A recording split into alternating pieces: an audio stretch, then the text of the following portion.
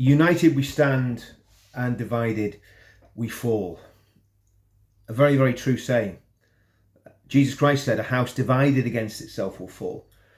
And the reality is that one thing that we need, I want to say we, I'm talking about patriotic Brits, people that love the country, from all backgrounds, all colours, all creeds. One thing we need is genuine unity.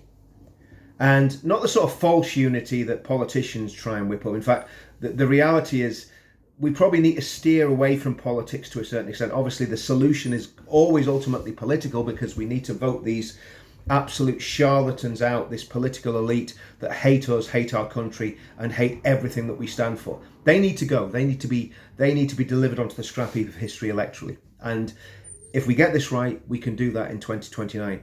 But what we need to do before that is unify. And again, my friend Paul Thorpe's been talking about this, and he's very, very good at bringing people together. He's the sort of guy, Jordan Peterson talks about different sorts of people, and he talks about agreeable people and disagreeable people. I'm a disagreeable person, okay? Cards on the table. But I do my best to try and keep the peace and keep people together. Paul's a very agreeable man, and he's very good at bringing people together, and very, very good at making people feel good about themselves, which is really important. Anyway, put that aside, Paul's been talking a lot about unity, and I absolutely agree with him. We need unity. We need unity between all the political groups. We need unity between all the cultural groups. We need unity on an individual basis. There's too much squabbling. There's too much, if he's going, I'm not going. If she's going, I'm not going. Put your big boy pants on. It's pathetic. Get over it. Petty squabbles, put them behind you. There's a bigger picture here. I don't want to hear it. I don't want to hear about people that don't want to get on with people. We've got to get on. There's too much at stake. We cannot be falling out, spitting our dummies out, and behaving like little petulant little children, which is what happens a lot in our movement. And again, have I annoyed people sometimes? Yes, probably every day of the week. Do I do it on purpose? No. But the reality is Reform, UKIP, Heritage Party, SDP, I'm trying to think of all the other little micro groups, micro parties. Everybody needs to come together. All those groups like Voice of Wales, Patriots of Britain, Tommy's people, there's so many different groups. New Culture Forum, loads and loads of groups, diverse, different backgrounds, people that work and do stuff with the locals. And what we've been doing, we have been bringing those groups together. All of those groups have been coming together in a critical mass. And that's very important. But we need to build on that. And it's hard work. It's hard work to constantly be building relationships, sussing out who's good, who's bad, who's got the country's best interest at heart, who's got their own selfish ambitions at heart. And we're not always going to get it right, but we've got to bring people together. And this is, again, I go back to Reform. We've reached out to Reform before the election. Farage needs to reciprocate, and he needs to reach out to the British working class. And, anyway, I'm not going to go on about the whole Reform thing.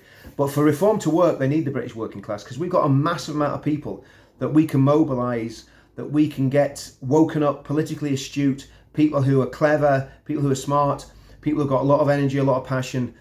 And we're talking from all backgrounds, all racial backgrounds.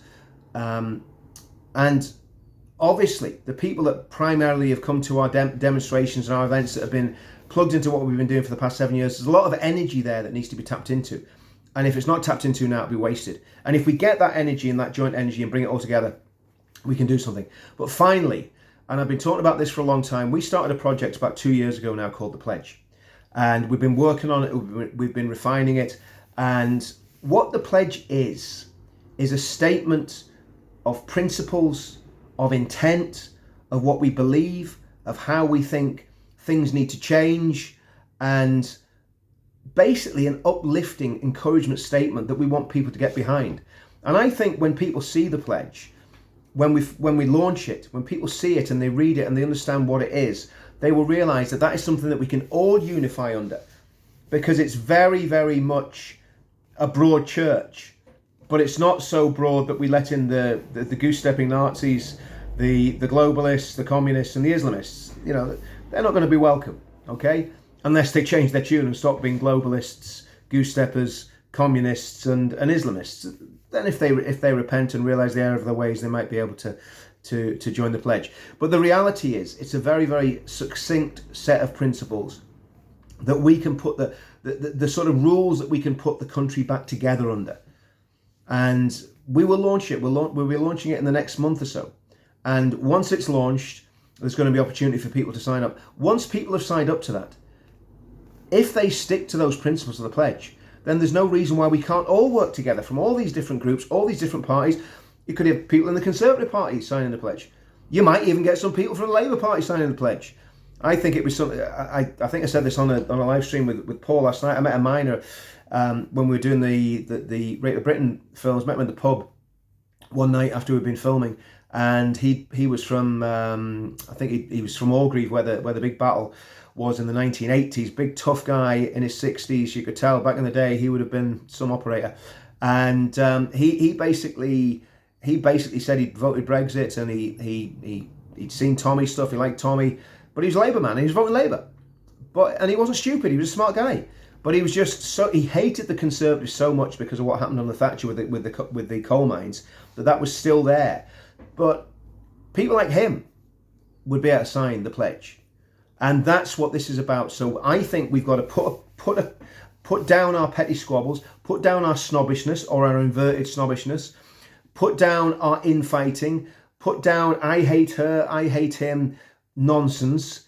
Come together, stand together, put your differences aside, sign the pledge and march on to victory and take this country back peacefully and politically. That's what we've got to do. And does it require a bit of work? Not really. It's not as much work as actually getting into the trenches and fighting a war like they did in the First and Second World War. It's not the same as what's happening in Ukraine and Russia.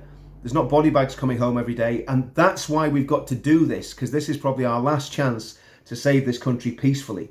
And I mean that.